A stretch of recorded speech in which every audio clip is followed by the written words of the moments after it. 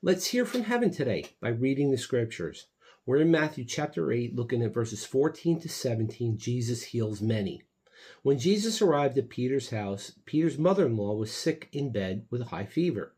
But when Jesus touched her hand, the fever left her. Then she got up and prepared a meal for him. That evening, many demon-possessed people were brought to Jesus. He cast out the evil spirits with a simple command, and he healed all the sick.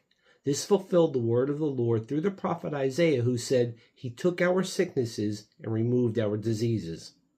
So why did Jesus heal?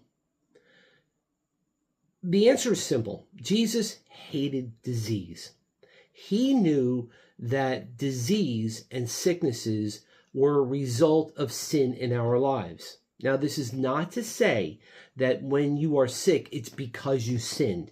No. Sickness, disease, and death are consequences of Adam's disobedience and his sin against God.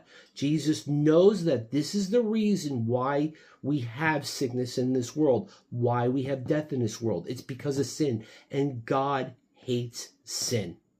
Now, another way we can look at this is that he was giving us a look at what his eternal kingdom will be like. Revelation chapter 21 verse 4 says this, and this is after Jesus returns, and this is when God establishes a new heaven and a new earth. He will wipe away every tear from their eyes. There will be no more death, and there will be no more sadness. There will be no more crying or pain. Things are no longer the way they used to be. In other words, when we get to heaven, all of this suffering that we're going through here on this earth is going to be gone. That is our hope. God's plan to grab people's attention was in part to heal them of their sicknesses. The other part was to teach them the truth about God's word. And those two aspects are the entirety of Jesus' ministry while he was here on this earth for 3.5 years.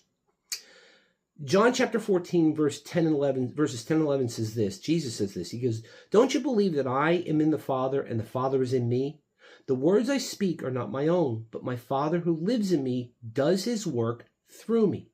Just believe that I am in the Father and that the Father is in me, or at least believe because of the work you've seen me do."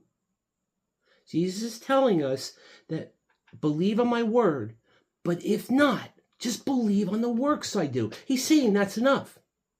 So, believe on Jesus today.